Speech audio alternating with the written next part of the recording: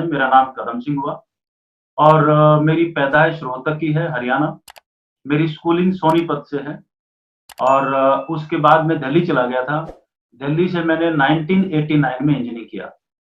1989 में इंजीनियरिंग करने के बाद मैंने 5 साल काम किया उस ज़माने की इंडिया की नंबर 1 कंप्यूटर कंपनीज़ के साथ। और इस वक़्त जो सबसे बड़ा काम होता था हमारे पास क्योंकि देश में नए-नए बिल्कुल नया-सा कंप्यूटर्स का युग आ रहा था। और ये जो नया जो युग आ रहा था कंप्यूटर्स का, इसमें जो है हमारी कंपनी के पास जो काम होता था, वो होता था पूरे इंडिया के बैंकों का कंप्यूटराइज़ेशन करना। तो इंडिया में बिल्कुल स्टार्टिंग में रेलवेज़ और बैंक्स और कुछ इंडस्ट्रीज़ इनका कंप्यूटराइज़ेशन होना शुरू हुआ। तो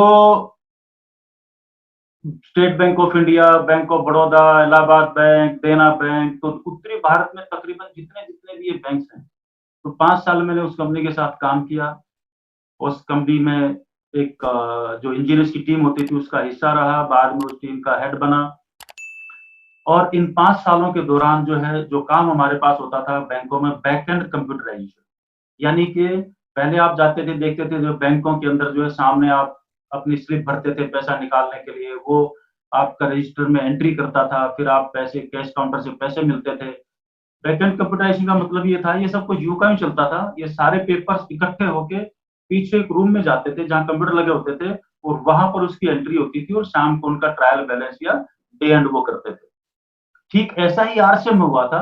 जब आरसीएम स्टार्ट हुआ, तो एक फॉर्म मिलता था, पेपर मिलता था, उस पेपर के ऊपर आप जो है अपना नाम, अता-पता, डिटेल जो भी आपका स्पॉन्सर, प्रपोज़र, वो सब आप डिटेल फिल करते थे। फिर ये सारे पेपर्स आप मंथ एंड पे इकट्ठे करते थे, एक कंपनी में जाते थे, कंपनी के कंप्यूटर में फीड होते थे और फिर 7 तारीख, 10 तारीख, 15 तारीख, 20 तारीख के आस-पास बिज़नेस क्लोज़ करते थे और फिर जो है वो लोगों को उनके घरों में चेक भेजे जाते थे। तो धीरे-धीरे इस यात्रा में आज अभी आप देख रहे हैं कि कितना बड़ा बदलाव हो चुका है 20 साल में। अभी सब कुछ आप बैठे-बैठे अपने मोबाइल से कर सकते हैं। सो ये जो मेरी 5 साल की यात्रा थी, उस टाइम मैं दिल्ली में था और करीबन-करीबन नॉर्दर्न इंडिया तकरीबन हर शहर में ट्रैवल करता था। इस दौरान मैंने एक ही चीज़ देखी अ, ऑफ़िस का जो टाइमिंग होता था सवेरे 9 बजे से लेके और शाम के 6 बजे तक होता। लेकिन बहुत बार महीने में कम से कम 5 बार, 10 बार ऐसा होता था कि कई बार पूरी-पूरी रात हमें किसी कस्टमर साइट पे रुकना पड़ता था। और हमने कभी जो है उन 5 सालों के दौरान कभी ये नहीं देखा कि हमारी जो सैलरी है वो 5 तारीख को या 7 तारीख को आनी है तो 10 को क्यों आई, आई तो कितनी आई, साल में इंक्रीमेंट कितना मिला। बस एक ही फ़ोकस था कि काम कितना करने को मिले। क्योंकि कहीं पर मैंने पढ़ा था और ये बात कहीं न कहीं थोड़ी-सी भेजे में थी कि मैं जितना काम कर पाऊँगा, उतना सीख पाऊँगा और जो सीख पाएँगे आप इस दुनिया में वो आपका है। ऊपर वाला आपसे हालात कितने भी बिगड़ जाएँ, कुछ भी छीन सकता है, लेकिन आपकी स्किल दुनिया में कोई नहीं छीन सकता। इसलिए बिज़नेस के सीखने पे ध्यान दें और सीखेंगे हम कब? जब हम काम को करेंगे, कर के। प्लान अच्छा बताना कब आएगा? जब हम लोगों को बताएँगे। मन ही मन में मेरे को जितना मर्ज़ी अच्छा आता हो, लेकिन जब तक मैं किसी से बात करूँगा नहीं और सामने वाले के क्वेश्चन्स को मैं लूँगा नहीं, तो यहाँ से प्रैक्टिस नहीं बनती, राइट? क्योंकि सामने वाला जो सवाल करेगा, वही मेरे को सीखने का कारण बनेगा।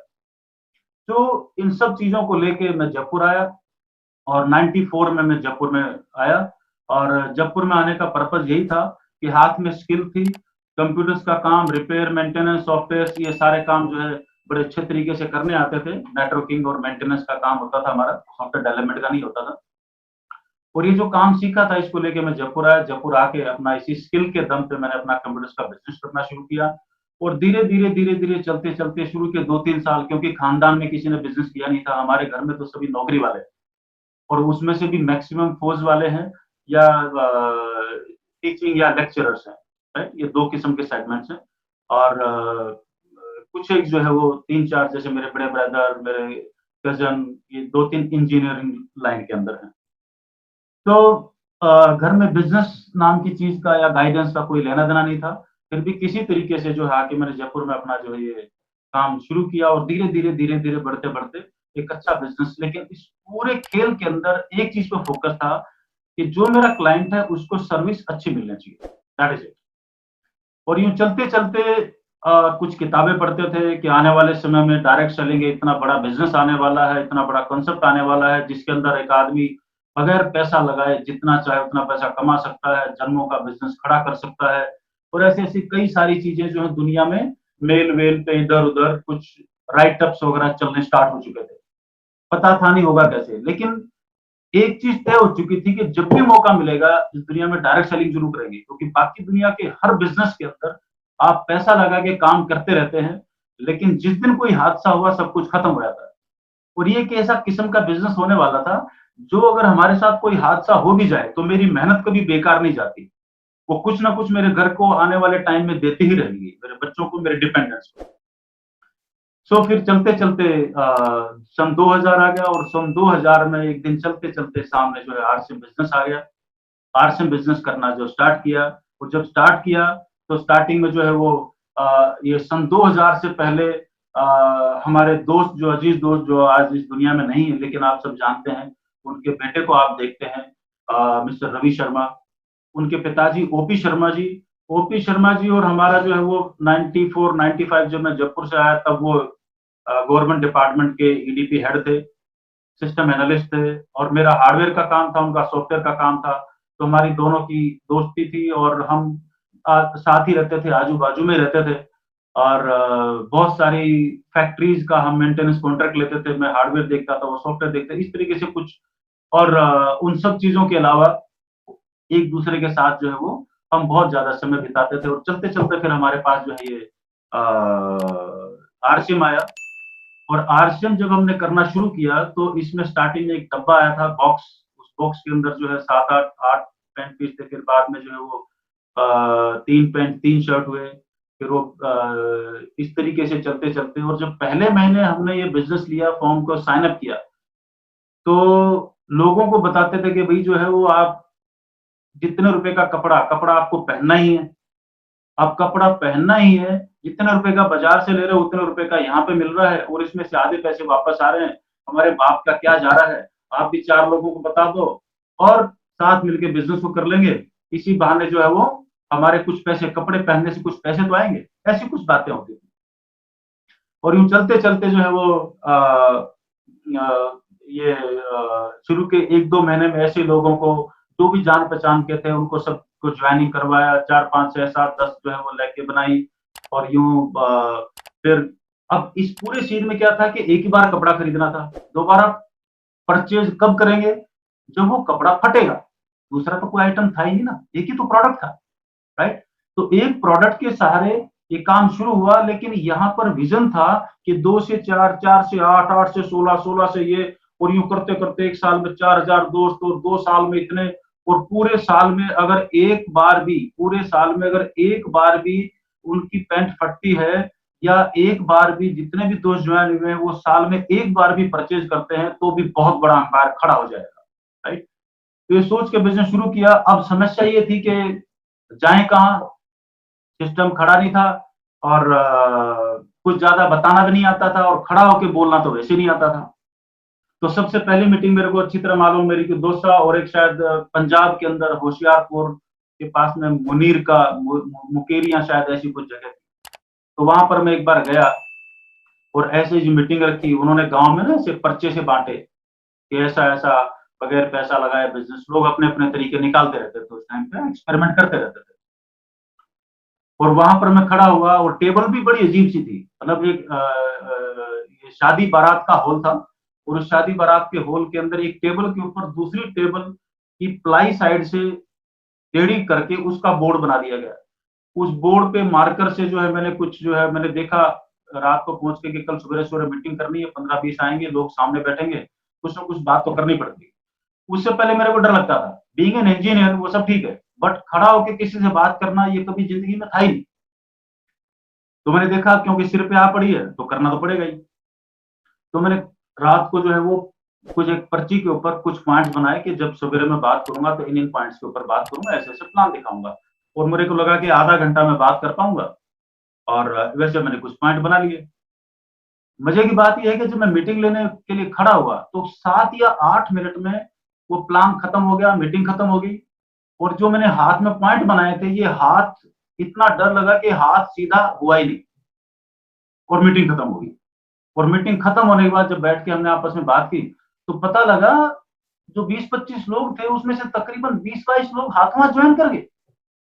तो फिर मेरे भीतर में घंटी बजी कि बगैर कुछ सीखे, बगैर ढंग से बताए, अगर इतने लोग ज्वाइन कर सकते हैं, तो बिज़नेस में कितनी बड़ी दम है और कॉन्सेप्ट में कितनी बड़ी ताकत है। तो अगर हमने थोड़ा-सा सीख लिया और बताना लोगों को तरीके से आ गया, तो बिज़नेस तो कमाल कर सकता है। और दोस्त वहाँ से किसी को प्लान दिखाने का डर निकला। आप सब लोगों के साथ भी ऐसा ही डर निकलता होगा। कहीं भी निकालो इस डर को, कैसे भी निकालो। हम कैसे-कैसे प्लान दिखाते थे। पेड़ के ऊपर बोर्ड टाँग लिया, कोई आदमी नहीं मिला तो भैंस के सामने बोर्ड टाँग लिया, उसको बताया 10-5 बार बताने के बाद भैंस से पूछते थे कि बोल बहन ये प्लान कैसा लगा? तो भैंस भी बोलती थी, "माँ, जॉइन करा दे।" Literally I am telling you. तो ईंट के भट्ठों पे और कई जगह तो वो जेल में भी पहुंच गए कि जेल के अंदर एक पुलिस वाले ने बोला कि नहीं प्लान बताना है कि आप आइए, आप सवेरे आ जाइए। वो उसके घर पे पहुंचे तो पता लगा वो कहीं पर फरीदकोट जेल में ले गया। एक बैरक के अंदर एक तरफ पुलिस वाले बैठे, एक तरफ सारे कैदी बैठे हैं। बोला इनको प्लान बताओ, राइट। तो इस किस्म के तजुर्बे जो है ये होते रहे, बिजनेस आगे बढ़ता रहा। धीरे धीरे रॉयल्टी आ गई, टेक्निकल आ गई और मेरे ख्याल से क्योंकि लेके 5-7 स्टार्ट की हुई थी हमने, तो मेरे ख्याल से जब रॉयल्टी आई तो टेक्निकल आने से जस्ट पहले महीने का जो मेरा चेक था मेरे ख्याल से करीबन पौने 2 लाख रुपए के आसपास का था। और उस टाइम पे बहुत बड़ी रकम हुआ करती थी। मतलब 20 साल पहले ये रकम बहुत बड़ी हुआ करती थी। और शहर में आसपास जो बड़े-बड़े गस्टेड ऑफिसर होते थे, उनकी तनख्वाहें 10-12 हज़ार के आसपास होती थी। तो एक भूचाल सा आया और तब तक जो है पहली एनिवर्सरी आ गई। जब पहली एनिवर्सरी आ गई, तो मैंने और शर्मा जी ने प्लान बनाया कि भई आ रहा है तो गाड़ी घोड़ा कुछ लेना चाहिए। हालाँकि मेरे पास पहले फ़िएट थी 99 में मैंने जो है वैन खरीदी थी। तो ये पूरा बिज़नेस जो भी 1-2 साल हुआ था, वैन के अंदर इधर-उधर हम जाते थे। और पहली एनिवर्सरी में जो है वो मैंने और ओपी शर्मा जी ने होंडा सिटी कार खरीदी और भीलवाड़ा में टाउन हॉल के बाहर दोनों गाड़ियाँ खड़ी की और जब लोग आए और वो फंक्शन गुरुदेव बीसी छाबड़ा जी ने सबका सेलिब्रेशन किया और 5 या 6 जो है वो रॉयल्टी अचीवर, टेक्निकल अचीवर थे। जिनमें से आप जो है वो मेरे ख्याल से अभी आज की तारीख में आप मुकेश जी को जानते हैं, मुकेश पठारी साहब और मैं हो गया, ओपी शर्मा जी हो गए, 1-2 दोस्त हमारे और थे, वो है ना?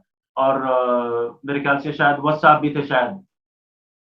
तो और ये जो फंक्शन चला और यहाँ से एक ब्लास्ट हुआ बिज़नेस का और दर-दर जो बिज़नेस जो है चलते-चलते फिर सेकंड एनुअल फंक्शन जो है वो जयपुर बिड़ला ऑडिटोरियम में हुआ। जब जयपुर बिड़ला ऑडिटोरियम में हुआ तो वहाँ की ऑडिटोरियम की सारी ज़िम्मेदारी मेरे पास थी, मैनेजमेंट की, ऑर्गनाइज़ करने की। तो बिड़ला ऑडिटोरियम में करीबन मेरे ख्याल से 1500 या 1600 लोगों की सीटिंग का अरेंजमेंट होता है। सवेरे-सवेरे लोग पहुँच गए 4000।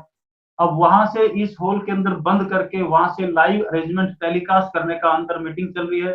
गुरुदेव स्टेज पे संभाल रहे हैं। मैं अपनी वायर वगैरह बिछा के कुछ भी अरेंजमेंट करके प्रोजेक्टर लगा के और दूसरे जो वहां पर हॉल हॉल थे जिनके अंदर ऑक्शन वगैरह चलता था उन हॉलों के अंदर प्रोजेक्शन ऐसा ही लगा के एलसीडी प्रोजेक्टर पे वहां पर उनको बैठाया गया और वो सारा अरेंजमेंट लाइव हाथों हाथ यानी कि जब कोई सिचुएशन बिगड़ती है तो आप हाथों हाथ कितने कूल माइंड से उसको कंट्रोल कर सकते हैं। तो ये सारी घटनाक्रम धीरे-धीरे सिखाती जा रही थी और हम बिज़नेस को सीखते जा रहे थे, गलतियाँ करते-करते।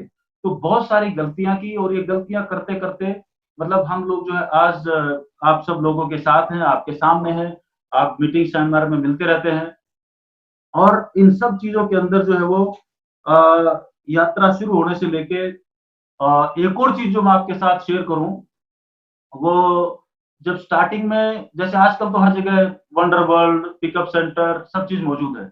शुरू में पिकअप सेंटर या हमें जो कहीं पर भी जो है जॉइनिंग के लिए जाना होता था तो आरडी सिस्टम होता था, रीजनल डिस्ट्रीब्यूटर। तो 25,000 रुपए दे के आरडी मिल जाती थी। 15, 17, 20 किटें जो है वो उसके अंदर हम ले लेते थे। किटें हम अपनी चारपाई के अंदर रख लेते थे, अपनी गाड़ी के अंदर रख लेते थे। जब भी कहीं मीटिंग लेने जाते थे वो 20-25 किटें जो है गाड़ी के अंदर मौजूद होती थी, कई बार 50 किटें मौजूद होती थी। तो जहाँ भी मीटिंग करके आते थे। तो ये सिलसिला शुरुआती 3-4 साल में 3-4 साल चलता रहा और 2 ढाई 3 साल के बाद जो है वो पहला प्रोडक्ट लॉन्च हुआ, साबुन, फिर पेस्ट आया, फिर ऐसी 2-3 चीज़ें जो है वो ये सारी चीज़ें चलती रही। और ये चलते-चलते इस यात्रा में कई सारे तजुर्बे भी रहे, कई बार ऐसा भी हुआ कि किसी जगह पहुँचे, ट्रेन किसी प्लेटफ़ॉर्म पे पहुँची रात के 2 बजे, पता लगा प्लेटफ़ॉर्म के ऊपर जो छप्पर है वो छोटा-सा था, ट्रेन बहुत लंबी थी और रात का 0 डिग्री टेम्परेचर और जब वो बोगी जो जिसमें से निकले, वो बोगी मान लो इंजन के पास है प्लेटफ़ॉर्म से बहुत आगे, जब तक वो वापस प्लेटफ़ॉर्म के नीचे आते, तब तक जो पूरा का पूरा पानी में मतलब 0 डिग्री पानी पूरे भीगे हुए और पूरी रात अब आपको जो कहीं जा भी नहीं सकते, स्टेशन पे काटनी है, रात के 1 बजा हुआ है। तो ऐसे कई सारी चीज़ें हादसे बहुत सारी घटनाक्रम घटा, लेकिन मकसद एक ही था, इरादा मज़बूत था, क्योंकि आप जन्मों का बिज़नेस खड़े करने जा रहे हैं। आप जन्मों का बिज़नेस खड़ा करने के लिए जा रहे हैं, तो छोटे-मोटे चैलेंजेस तो आएँगे, क्योंकि निर्माण बड़ा है, सीखना बड़ा है और बहुत कुछ बहुत बड़ा है, तो इसलिए इन चीज़ों से और अब आपके सामने वो चैलेंजेस नहीं होंगे। क्योंकि हम लोग तो चलो बहुत सारी जगह एक शहर से दूसरे शहर में भी जाते थे, लेकिन अब तो ज़माना ही बदल गया।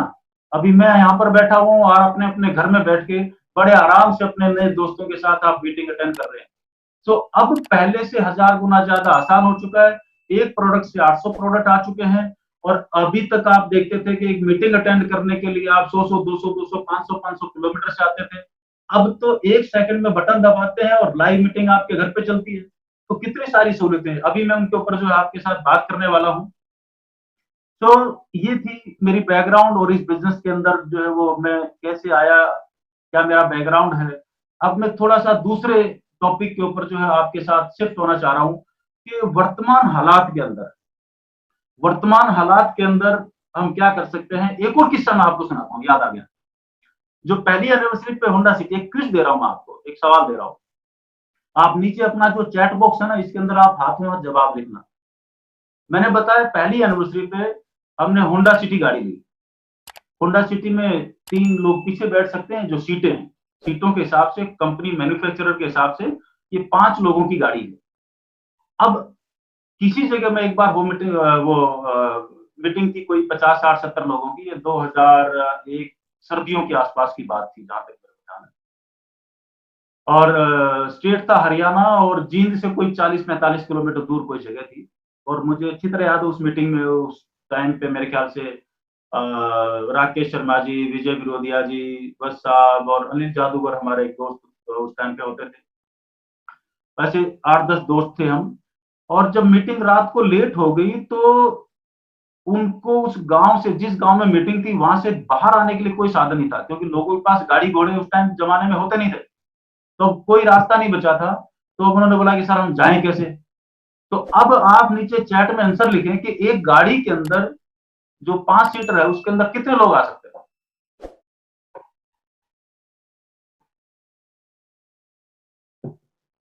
अब मैं आपको बताता हूँ उस गाड़ी के अंदर उस रात को हम 22 लोग बैठे, जिसमें 5 सीटें थी, उसमें 22 लोग बैठे थे हम और सब लोग गवाह जितने भी सीनियर साथी वो सब लोग गवाह हैं उस बात के। तो सिचुएशन के हिसाब से मोल्ड करना, रास्ता निकालना, कोई भी समस्या है उसका समाधान निकालना, राइट? जब ये एटीट्यूड आपका होगा तो इस बिज़नेस को बड़े आराम से आप बिल्ड करते हुए आगे चले जाएँगे। अब मैं आपके साथ एक स्क्रीन शेयर कर रहा हूँ, बातचीत मैं करता रहूँगा और ध्यान देना बीच में 2-3 क्विज़ मैं आपके साथ आज खेलने वाला हूँ, कई सारे खेल खेलने वाला हूँ। उन खेलों के लिए आप तैयार हो जाओ, आपको बहुत मज़ा आने आने वाला है और मैं भी आपके साथ बहुत मज़े लेने वाला हूँ, राइट? और वो आपको मालूम ही है। आज मैं बहुत ज़्यादा हिल-डुल नहीं सकता, एक जगह जम के बैठा हुआ हूँ, ये नया तरीका है, धीरे-धीरे इसमें भी सेट हो जाएँगे, डोंट वरी चिंता नहीं करना। और यही काम और मेरे को इतना मालूम है कि जो नई नस्ल के बच्चे आज की तारीख में जो 20-25 साल के बच्चे आ रहे हैं, अब उनके लिए प्लेटफ़ॉर्म खुल चुका है, महिलाओं के लिए प्लेटफ़ॉर्म खुल चुका है। अब ये बच्चे जो काम करने वाले हैं, जो काम जितने भी इस वक़्त कोर लीडर्स को आप देख रहे हो, इनसे 1000 गुना बढ़िया और अच्छा काम सारे रिकॉर्ड ये नए बच्चे तोड़ने वाले हैं, जो 15 जो इस टेक्नोलॉजी के साथ फ्रेंडली हैं और जो इस काम को बड़ी आसानी से बेखौफ करते हैं। तो उन लोगों के लिए बहुत बड़ा मौका है जिनकी उम्र इस वक़्त 20, 22, 25, 30 साल है और जो इस प्लेटफ़ॉर्म से घबराते नहीं है और ये इसको चुटकियों में इसको चुटकी का खेल बनाते हैं। सो दिस राइट अपॉर्चुनिटी और राइट टाइम फॉर यू। तो जितने भी स्कूल गोइंग बच्चे हैं, कॉलेज में जाने वाले जो बच्चे हैं या और भी इस वर्तमान दौर में बहुत लोगों की नौकरियां छूट चुकी हैं और बहुत कुछ हो चुका है, उसके ऊपर मैं अभी बात नहीं करूंगा। मैं अभी स्लाइड आपके साथ एक शेयर कर रहा हूं। और देखिए यहां पर एक लाइन लिखी है आपके सामने, जो होता है अच्छे के लिए होता है। ये जो मैंने आपको घटनाक्रम बताए पिछले 20 साल में, ये तो मैंने आपके एक दो जिक्र किया है, ऐसे हजारों किस्से हैं हमारे पास। जब ये घटनाएं घटती थी तो बहुत बुरा लगता था कि हमारे साथ ऐसा क्यों हो रहा है, लेकिन कुछ समय बाद जाके पता लगता था कि जो हुआ बहुत अच्छा हुआ, कमबख्त वो नहीं होता तो ये सीखने को नहीं मिलता। तो आज की तारीख में भी जो हो रहा है, आपने एक वो कहानी तो सुनी होगी, एक राजा जी थे और उसके एक वजीर थे, दोनों शिकार के लिए जंगल में गए।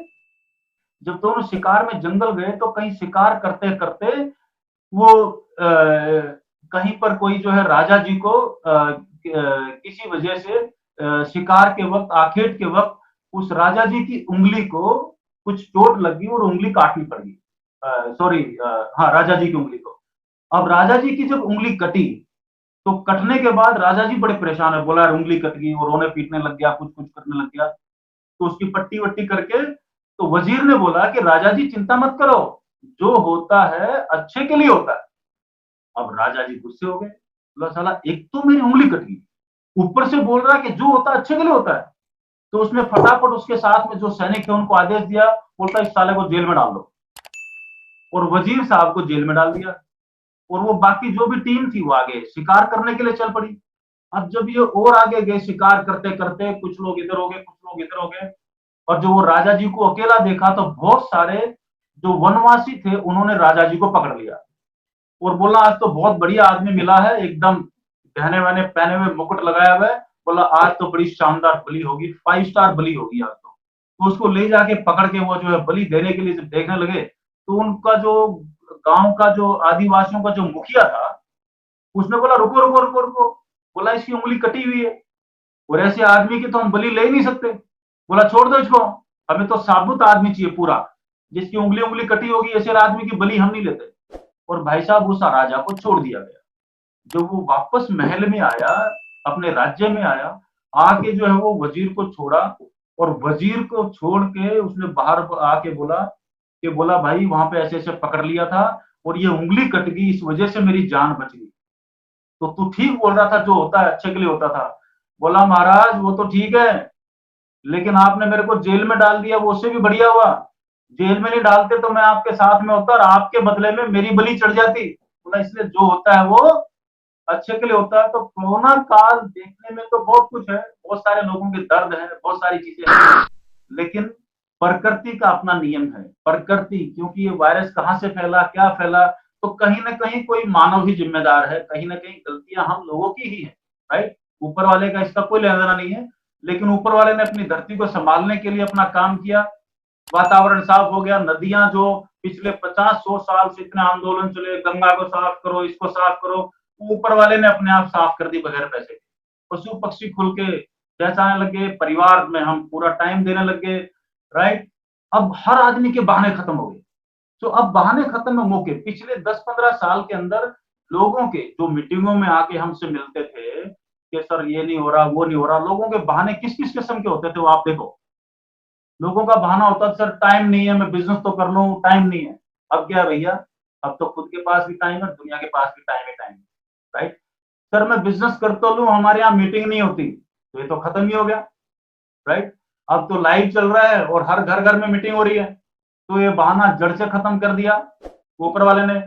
हमारा तो कोई मीटिंग देता ही नहीं है, हमें तो कोई मीटिंग देता नहीं है, हमारे शहर में तो कोई आता नहीं है। अभी देखो गांव गांव, ढानी ढानी, पेड़ के नीचे बैठ के, नदी किनारे बैठ के, आप कहीं पर भी 4 लोग बैठ के आप अपने जो मीटिंग सुन सकते हैं, मीटिंग कर सकते हैं। मेरे पास कहीं आने जाने का किराया नहीं है, कितने लोगों के बहाने थे। अभी तो जरूरत ही नहीं है, सिर्फ आपके मोबाइल में इंटरनेट होना चाहिए, दैट इज इट। दूसरे शहर में कैसे जाऊं, जाना ही नहीं है, मीटिंग अटेंड कराओ, मोबाइल पे वीडियो भेजो, डॉक्यूमेंट मंगाओ, लगाओ, ज्वाइन कराओ, और फिर उसका अगली ज्वाइनिंग उसी हाथ से करा दो, जरूरत ही नहीं है जाने की। और वहां से जो भी आसपास अच्छा पिकअप सेंटर है देके उसके पास भेजो उसको। सब कुछ अनलिमिटेड हो गया, यानी कि अनलिमिटेड प्लेटफॉर्म खुल गया। जहां पर पहले प्लेटफॉर्म इतना था, अब अनलिमिटेड है, मतलब कोई सीमा नहीं है इसकी। लेकिन आलसी लोगों के लिए अब भी एक कंप्लेंट है कि आरसीएम, वंडरवर्ल्ड या पिकअप सेंटर हमारी गली में खुल जाए तो इसका भाई कोई जवाब नहीं, हमारे पास तो नहीं है। आपको कभी मिले तो ढूंढ लेना। तो इशारा कुदरत का कुछ और है। कुदरत का इशारा कुछ नया सीखने की तरफ है कि काम को कुछ नया तरीके से किया जाए। फायदा क्या होगा? अभी एक ही जगह से पूरे देश में काम कर सकते हैं। सिर्फ अपने नेटवर्क को ट्रैक कीजिए, डेटाबेस और लिस्ट पे काम कीजिए। डिजिटल तरीके से काम करने का टाइम आ गया है। बहुत ज्यादा आसानी से हर आदमी ट्रेनिंग ले सकता है और हर आदमी को इस वक्त नेटवर्क की इनकम की जरूरत समझ आ चुकी है। सो सिर्फ बताने की देर है और अपने लोगों को नेट पे आपके साथ जोड़ के इन मीटिंगों में प्लग इन करने की जरूरत है। तो थोड़ी सी सावधानी अभी यहाँ पर जो दोस्त पुराने हैं, जो ज्वाइन कर चुके हैं, या जो आज बिल्कुल पहली बार आए हैं, कहीं नौकरी थी कुछ छूट गया था, कोई मौका देख रहे हैं और इस अपॉर्चुनिटी सेमिनार को देख रहे हैं, थोड़ी सी सावधानी ये कर लेनी चाहिए कि अगर, इसको मैं थोड़ा सा नीचे ले लेता हूं, अगर आप लोगों को ये भी समझ आ जाएगा आने वाले दिनों में कैसा बचा लेना चाहिए, ये एक्स्ट्रा काम कर लेना चाहिए, यानी कि लोगों को बैकअप समझ में आ गया कि सब कुछ तो बंद हो गया और इस बंद काल में अगर टाइम पे कुछ पैसे बचा लेता तो अभी में ध्यान रखना, अच्छे दिनों में बचाया हुआ पैसा आपको हर बुरे दिन से बचा लेगा। इस चीज का ध्यान रखना, राइट। तो जब अच्छे दिन हो तो बड़ी सावधानी के साथ मूल को कभी भी, जो आपका सोर्स है उसको, मूल को कभी खत्म नहीं होने दें, नहीं तो रिसोर्स कभी भी पैदा नहीं हो पाएगा। सो आगे मैं चलता हूं। अगर आपके पास जमा पैसा अपने घर में इस वक्त, जो भी दोस्त देख रहे हैं, अगर आपके पास जमा पैसा 12 महीने का है तो कोई बहुत ज्यादा टेंशन की जरूरत नहीं है, बट हाथों हाथ प्लान कर लीजिए। 6 महीने का पैसा अगर आपके बैंक बैलेंस में है घर चलाने का, तो टेंशन ले लीजिए, अभी टेंशन ले लीजिए कि क्या करने वाला, खड़ाखड़ खड़े जाओ। 3 महीने का है तो हाथों हाथ खर्चे को कम कर दीजिए, अपनी रिटेल, अपनी तो महीने की सेलिंग है उसको बढ़ा दीजिए, राइट। मतलब अभी तक 5,000 का डायमंड क्लब करते थे, तो स्टार डायमंड क्लब या सुपर डायमंड क्लब या क्राउन डायमंड क्लब वो करना शुरू कर दीजिए। और अगर 0 महीने का है तो भाई साहब अभी के अभी खड़े हो जाइए, सामान को रिटेल कीजिए, लोगों से बात कीजिए, उनकी ज्वाइनिंग कीजिए। बैठने का टाइम बिल्कुल भी नहीं है। तो आप जो है काम करने का तरीका इस वक्त आपको थोड़ा थोड़ा, ये मैं आपको हिंट दे रहा हूं, बाकी आप मेरे से 1000 गुना बढ़िया आप भी सोच सकते हो, और भी कई तरीके हो सकते हैं। सो रोजाना सवेरे सवेरे उठते ही कोई अच्छी, बड़ी बहुत अच्छी जो मोटिवेशन या कोई एनर्जी देने वाली किताब या ट्रेनिंग या जो भी आपके पास साधन है, उससे आप जो थोड़ी सी खुराक ले लें। सवेरे अच्छी खुराक खाएंगे तो दिन भर एनर्जी रहेगी। आपके पास ऑनलाइन ट्रेनिंग के शेड्यूल आएंगे, अपने शेड्यूल को मेंटेन करना शुरू कर दें। उसी हिसाब से आपके ब्रॉडकास्ट ग्रुप में जो भी आपकी टीम है उनको सिर्फ इंफॉर्मेशन दीजिए, इसके अलावा कुछ मत दीजिए। ज्ञान मत दीजिए, इंफॉर्मेशन दे दीजिए। ज्ञान दुनिया नहीं लेती, लेकिन जानकारी लेने के लिए तकरीबन लोग ले लिया करते हैं। किस किस दोस्त का किस किस प्रोडक्ट में इंटरेस्ट है उसकी ट्रेनिंग अटेंड करवा दीजिए। ऑनलाइन वीडियो भेजना, यूट्यूब यूएस का यूट्यूब चैनल हर दोस्त को सब्सक्राइब करा दो, व्हाट्सएप पर डॉक्यूमेंट मंगवा दो, फटाफट ज्वाइनिंग करा दो और उसको उसी उसी प्रोसेस को रिपीट कर दो। और जिसकी ज्वाइनिंग हुई है अगली ज्वाइनिंग उसके हाथों से करा दो। मैटर है, तो एक इंडिपेंडेंट आदमी तैयार हो जाएगा। देश की जनता का एक बहुत बड़ा हिस्सा दोस्त खेती की ओर जाने वाला है। जो लोग शहरों में थे गांव की तरफ पलायन कर चुके हैं। पहले गांव में ये था कि सीखने का बहुत ज्यादा मामला नहीं था, लेकिन जो आदमी शहर में आया उसकी भूख बड़ी है सीखने की, बड़ा होने की, नाम को बड़ा करने की, राइट। अब वो वापस गांव में गया है तो वहां पर भी कम से कम उसकी जो आदत है सीखने की वो काम आएगी। तो वहां पर उसको ट्रेनिंग दिला दो, पूरे गांव का नक्शा बदल देगा वो। लालच या डबल करने वाली कंपनियां ऐसे दौर में, जब मुसीबत का दौर होता है दुनिया के ऊपर, तो डबल करने वाले बहुत आते हैं। तो अपनी टीम के टच में रहेंगे तो उनको उस बीमारी से बचा पाएंगे। कोरोना से भी खतरनाक वायरस है डबल करने वाला वायरस, इससे बचाओ लोगों को। और कुछ भी हो रेगुलर बचत करें, अपनी अपनी टीम की परचेज लिस्ट निकाल कर परचेज करवाएं। इनको भी लिस्ट चाहिए, उनके आईडी पे नहीं आ रही तो अपनी अपलाइन टेक्निकल जो भी है उनसे ले लें। और जितने भी पिकअप सेंटर होल्डर्स हैं, जो भी बाजार वाले दोस्त जो इस वक्त लाइव जो इस प्रोग्राम को देख रहे हैं, वो सब अपना अपना जो भी आपके परचेजर हैं उनका एक ग्रुप बना ले। आपका जैसे सामान आए आप उनको ब्रॉडकास्ट पे डाल दीजिए कि अभी ये आ गया है, फटाफट आके ले जाओ। तो दूरगामी सोच रखने वाले जो लीडर्स को मालूम है कि वो एक टाइमलेस बिजनेस का निर्माण कर रहे हैं। टाइमलेस बिजनेस मतलब जो समय और काल से परे है। जब तक ये धरती रहेगी, धरती चलेगी, ये सामान खरीदे जाते रहेंगे, इनकी मानव जाति को जरूरत रहेगी। और जिसको भी अपनी उम्र 60, 65, 70 साल, देश की एवरेज लाइफ है 63 साल। अगर इस 63 साल से जापान की तरह 83, 84 ईयर्स की एवरेज लाइफ में अपने आप को कन्वर्ट होना है, तो इन सामानों का घर में आना जरूरी है, वरना अपनी अकड़ में बैठे रहें। अगर पैसे को छोड़ो, सिर्फ अपनी उम्र को भी अगर 20 साल बढ़ाना है तो भी इन सामानों की जरूरत है। तो चॉइस इज योर दोस्त। जो भी नए दोस्त देख रहे हैं, तो अपने फायदे के लिए इस बिजनेस में आए, अपने परिवार के फायदे के लिए इस बिजनेस में आए। और ये गांव देहात में जो है हर जगह पे, और मैं कई बार पहले भी बता चुका हूं, बहुत सारे आज डिस्ट्रीब्यूटर इस प्रोडक्ट पे बहुत अच्छा काम कर रहे हैं। और यह एक फील्ड है, कितना भी कोरोना आ जाए, दुनिया में कुछ भी हो जाए, खेती का डाउनफॉल जीवन में कभी नहीं आएगा। राइट। सो अब यहां पर डिसीजन मेकिंग का समय है।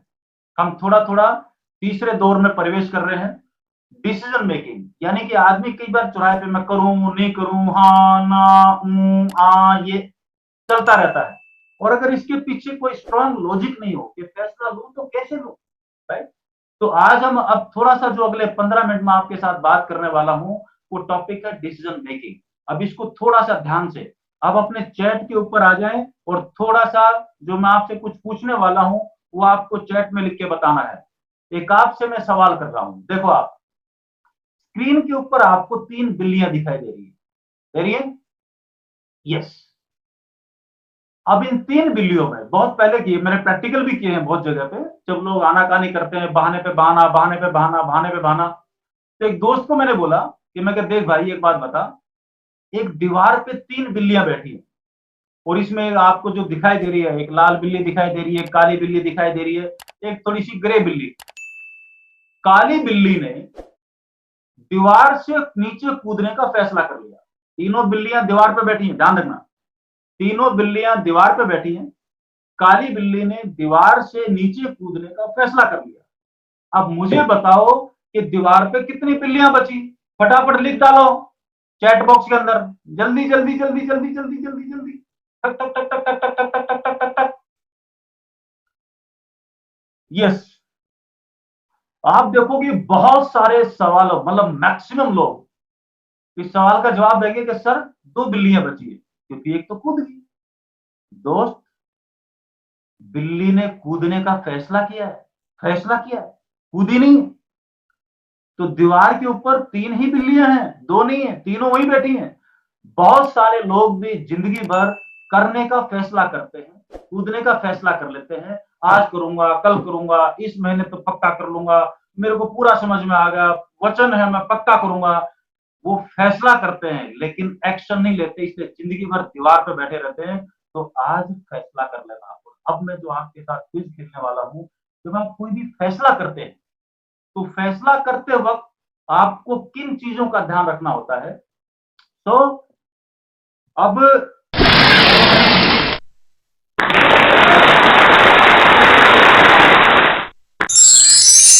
आप देखिए, ध्यान से देखिए स्क्रीन को सामने,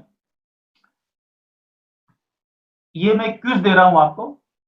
इस क्विज को ध्यान से आपने समझना है, देखना है, इसकी जानकारी लेनी है।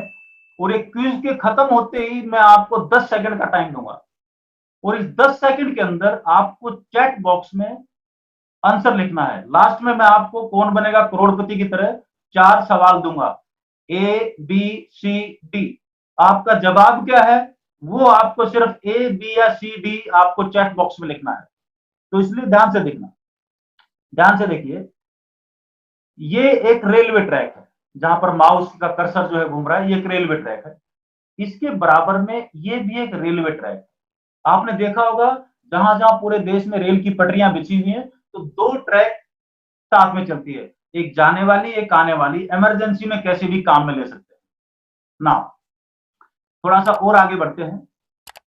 ये एक पटरी है जहां से इस पटरी की ट्रेन उस पटरी पे जाई जा सकती है, लिंक बोलते हैं।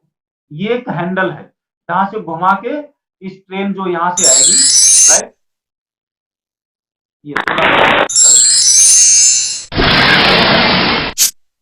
ये यहां से ट्रेन आ रही है, ये जो ट्रेन है इस पटरी पे जो आ रही है, यहां पर हैंडल है। अगर मैं इस हैंडल को घुमा दूंगा तो ट्रेन इस पटरी पे जा सकती है। ये पूरा स्ट्रक्चर आपको मेरे ख्याल से पकड़ में आ गया होगा। चलते हैं। यहां पर दो बोर्ड लगे हुए हैं। ये जो बोर्ड है इस पे लिखा हुआ है कि भाई ये जो पटरी है इसका मरम्मत का काम चालू है। ये यहाँ पे औजारों का निशान बनाया हुआ है, इसका मरम्मत का काम चालू है। तो मरम्मत का काम चालू है, इसका मतलब अभी ट्रेन नहीं आ रही। मरम्मत का कार्य सड़कों पे लिखा होता ना, मरम्मत का कार्य जारी है, असुविधा के लिए खेद है। चलिए, यहां पर लिखा हुआ है high speed track, keep your self away.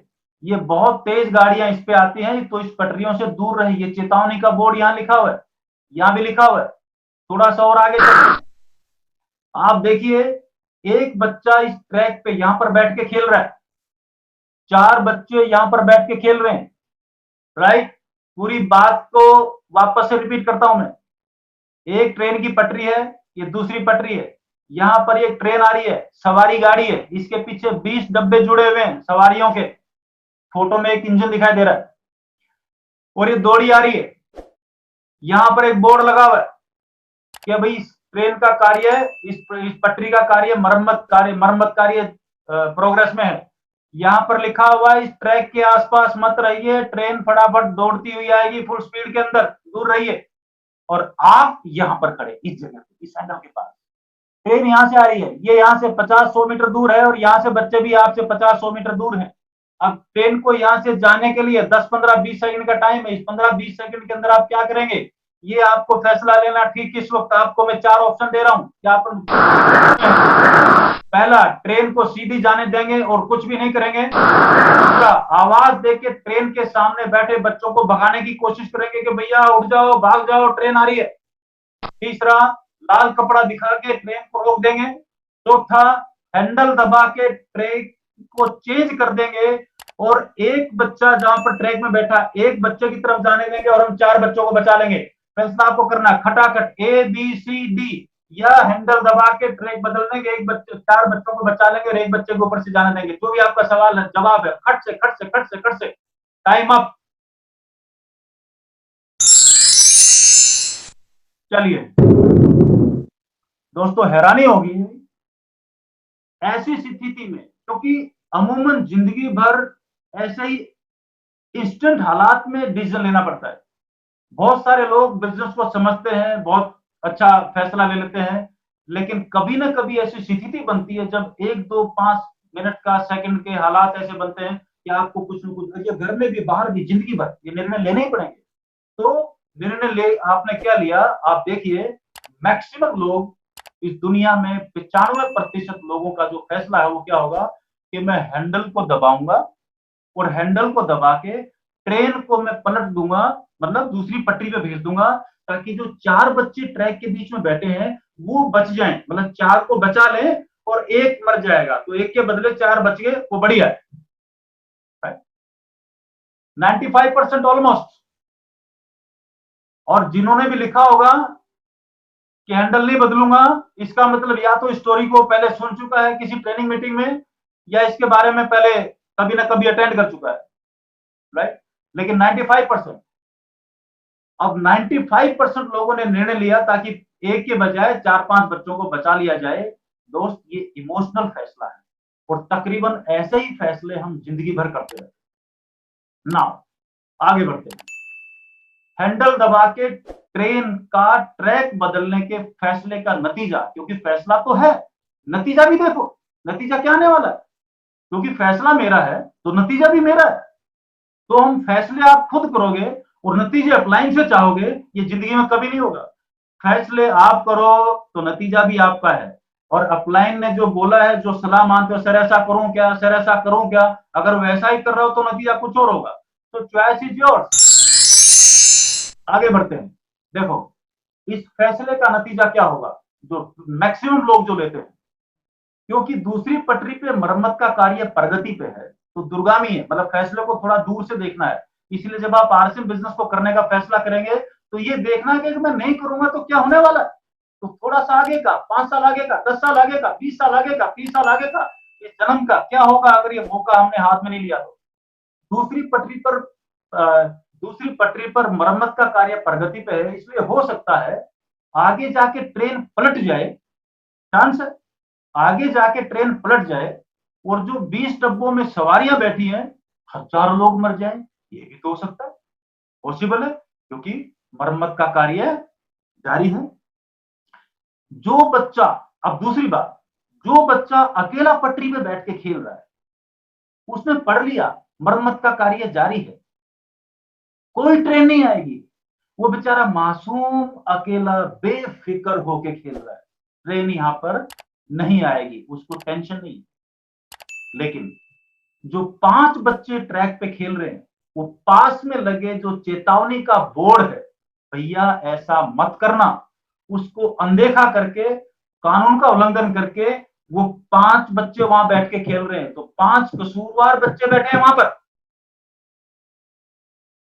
और हमने हैंडल दबा के सिर्फ एक चीज नजर आई कि इधर 5 है उधर 1 है, और इसलिए हमने 5 कसूरवारों के बदले 1 कसूरवार की हत्या कर दी। अमूमन तो इस फैसले की वजह से हमने 5 कसूरवारों की बजाय 1 बेकसूर को सजा दे डाली। तो बहुत, और जिंदगी में बहुत बार ऐसा होता रहता है, घर परिवार में आप देखोगे, घर परिवार में भी बहुत बार बहुत बार बहुत बार, ये मैं एक बार स्क्रीन आपको जो है बड़ा कर रहा हूँ, घर परिवार में भी आप देखोगे कि घर में 3 बच्चे 4 बच्चे, 3-4 बच्चों में से जो आप देखोगे घर में माँ बाप जो है वो आपको बार बार चिल्लाते हुए मिलेंगे या बोलते हुए मिलेंगे। जब 2 बच्चों की लड़ाई होती है तो माँ बाप आए और फटाक से जो है वो आके बड़े वाले, जब छोटा बच्चा जब घर में रोता है तो माँ बाप आते हैं और बगैर कुछ भी पूछे दाड़ दाड़ 3 थप्पड़ लगाए बड़े वाले को। बोला रुलाता है, बोला इसने मेरे को मार लिया, इसने मेरे को काट लिया। बोला तू तो बड़ा है, तू तो समझदार है, वो तो छोटा है, वो तो नादान है।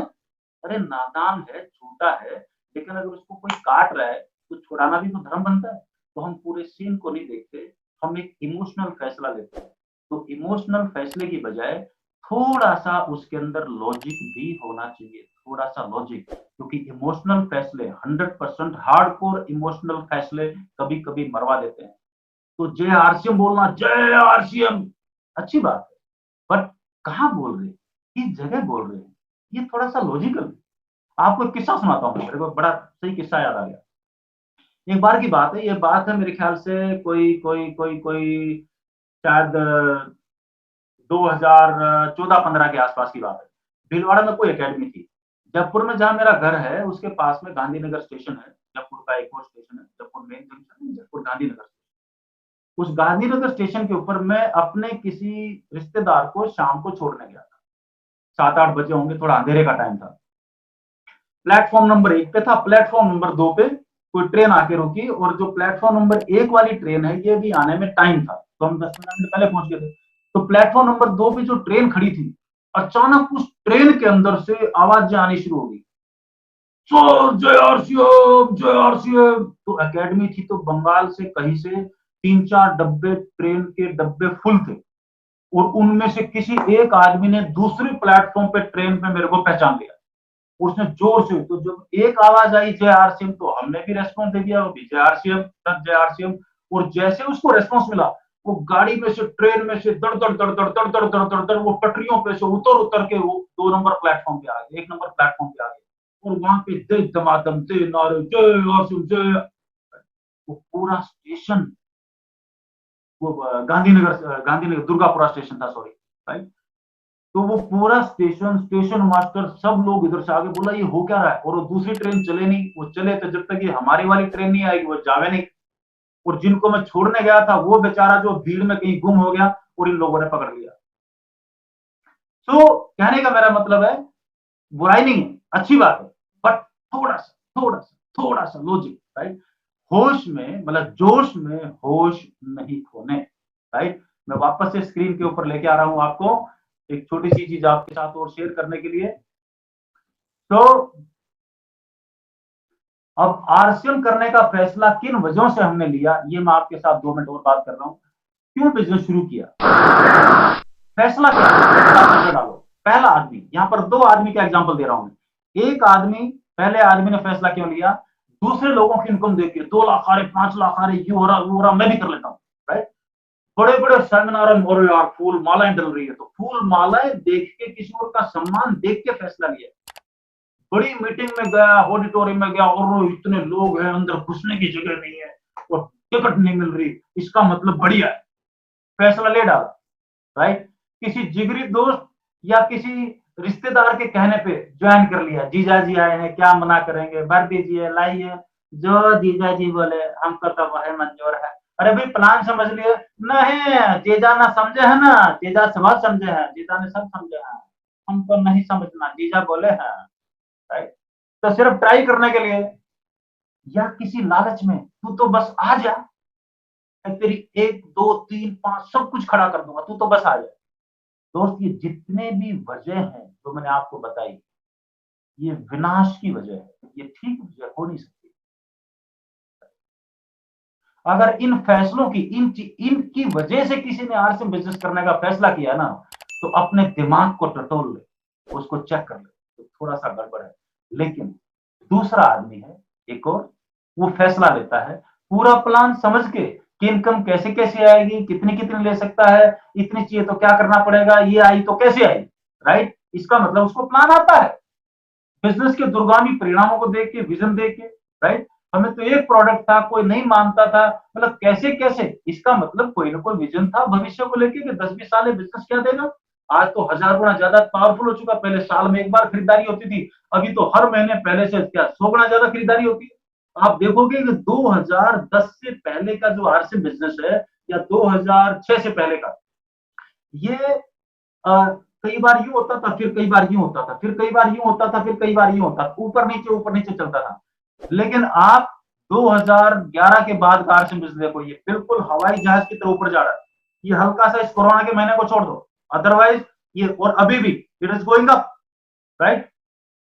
पहले क्योंकि पिछले महीने डिलीवरी नहीं हो पाई, ट्रांसपोर्ट नहीं हो पाया, तो हल्का सा बिजनेस कम है, लेकिन इस महीने तो वो शूटअप कर रहा है वापस ऊपर, खतरनाक तरीके से।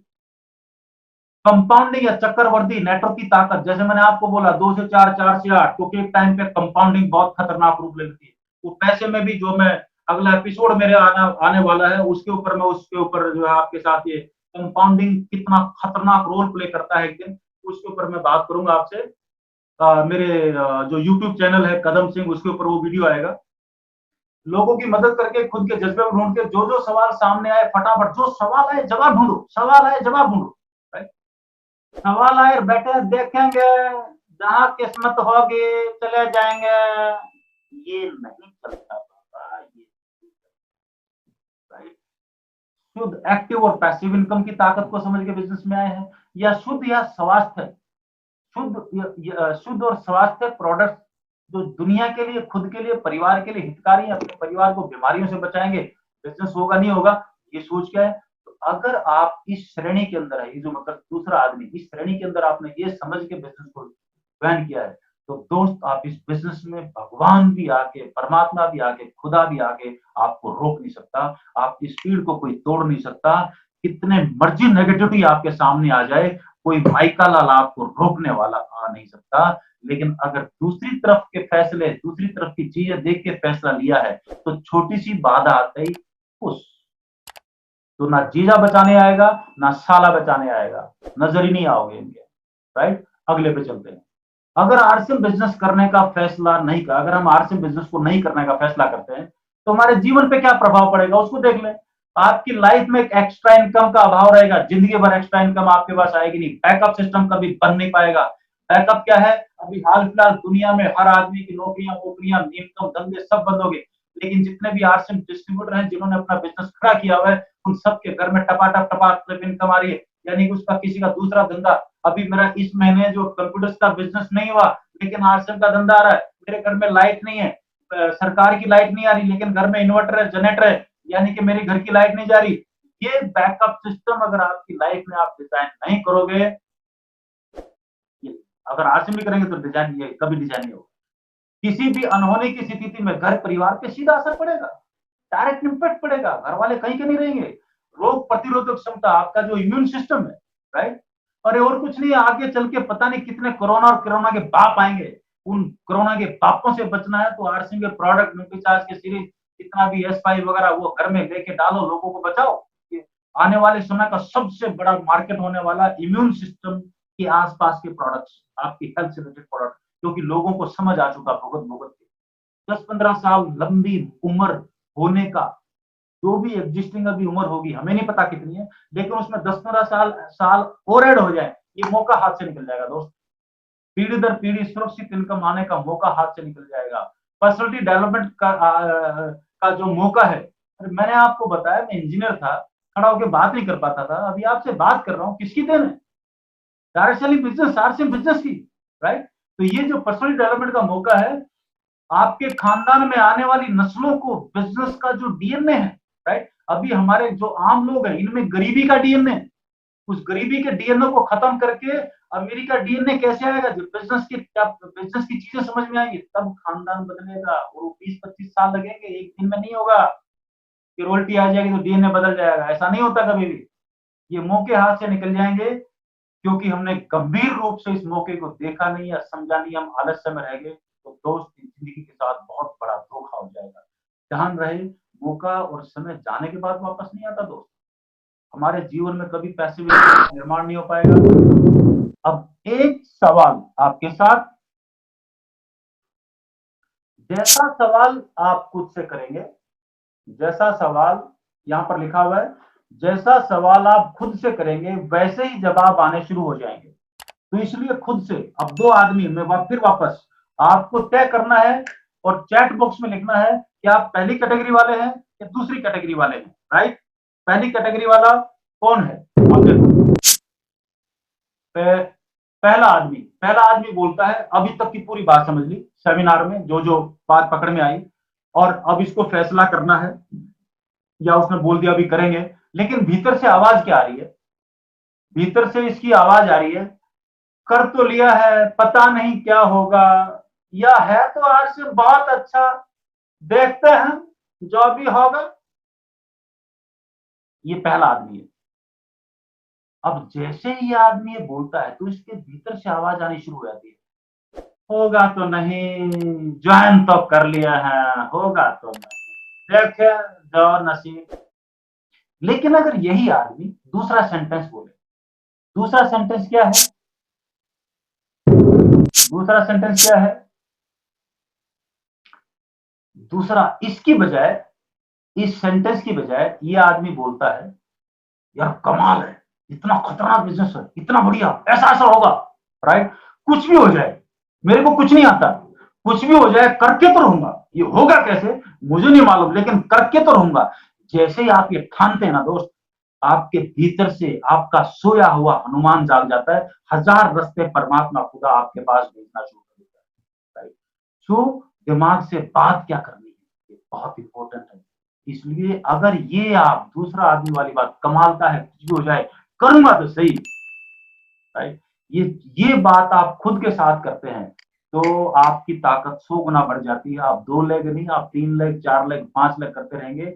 और अगर आप ये बात करेंगे तो चलता रहेगा, कोई 1 लेग दे दे, दे बाबा के नाम तो हम बिजनेस कर ले, राइट। कटोरा लेके घूम ले, इससे बढ़िया। सो जस्ट सो ये एटीट्यूड का मैटर है पूरा का पूरा। तो इसलिए फैसले में बैलेंसिंग बहुत जरूरी है, राइट। तो एक मन है, मन हमेशा कमजोर परिस्थितियों की स्थिति की ओर लेके जाएगा, बुद्धि हमेशा सही रास्ता दिखाएगी। मन कहेगा एक ही रात में अमीर बन जाऊं, बुद्धि बोलेगी कैसे, बोलिए कैसे।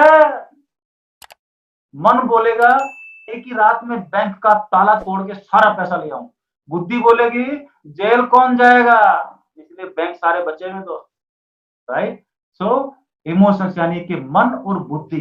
अब अपनी बुद्धि से आप पूछिए, अगर इस जन्म में आरसीएम नहीं किया तो आपका परिवार किन किन चीजों से वंचित रह जाएगा, राइट। इमोशंस है, मन है, अच्छी बात है, लेकिन उसके साथ में थोड़ा सा लॉजिक और थोड़ा सा बैलेंस, इन दोनों चीजों का कॉम्बिनेशन होना बहुत जरूरी है दोस्त। और यही बातचीत मैं करने के लिए आपके साथ आज आया था। और आपके साथ अभी मैं आपसे पूछना जा रहा हूं कि आपका फैसला क्या है, राइट। हाँ, उससे पहले ये यहाँ पर इसमें इसमें लिखिए, आप चैट बॉक्स में लिखिए, कि आप पहले वाले हैं कि दूसरे वाले हैं, 1 या 2 चैट में लिखिए आप। और अपने ब्रेन को रिमाइंडर दीजिए कि नहीं, बिजनेस कमाल का है और कुछ भी हो जाए इस जन्म में तो करके रहूंगा, इतना बड़ा एम्पायर खड़ा करूंगा कि दुनिया देखेगी। ये हुआ नंबर 2 आदमी। तो आप 1 या 2 कौन से हैं लिखिए, उसके अंदर लिखो, पता लगने दो दुनिया को, राइट। चलिए, बैलेंस शीट की बात होगी और ये आखिरी स्लाइड है मेरी आपके साथ, और ये है फैसला। अब आपका फैसला क्या है, ये आपको तय करना है। अगर आपका फैसला है तो दोस्त कूद जाओ, आज ही 2 4 10 लोगों की ज्वाइनिंग कर डालो, डॉक्यूमेंट मंगवाओ, व्हाट्सएप में ज्वाइनिंग करवाओ, सामान दिलवाओ, कूदो। या सामान है घर में है तो रिटेन करो, अड़ोसी पड़ोसी को दो, एक्टिविटी करो, एक्शन लो।